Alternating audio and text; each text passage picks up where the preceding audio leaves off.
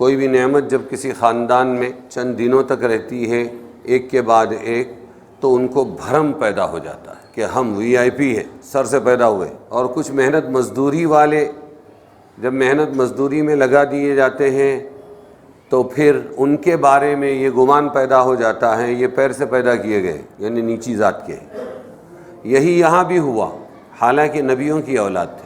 سبحان اللہ والحمد للہ ولا الہ الا اللہ، سبحان اللہ والحمد للہ ولا الہ الا اللہ۔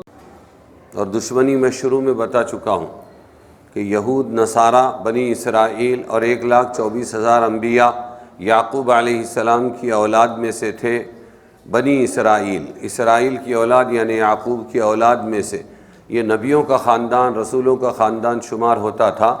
اور دوسرے جو بھائی تھے اسحاق کے، یعقوب بیٹے، اسرائیل بیٹے حضرت اسحاق کے، اور اسحاق کے دوسرے بھائی حضرت اسماعیل، قربانی والے، مکہ والے، زمزم والے، ہاجرہ والے۔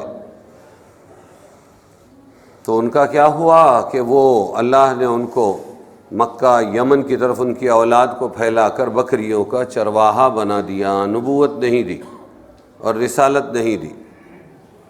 کوئی بھی نعمت جب کسی خاندان میں چند دنوں تک رہتی ہے ایک کے بعد ایک، تو ان کو بھرم پیدا ہو جاتا ہے کہ ہم وی آئی پی ہیں، سر سے پیدا ہوئے۔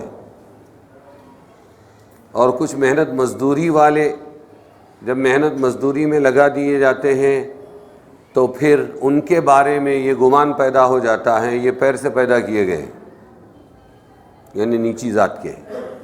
یہی یہاں بھی ہوا، حالانکہ نبیوں کی اولاد تھے اور دونوں بیٹے نبی کے تھے۔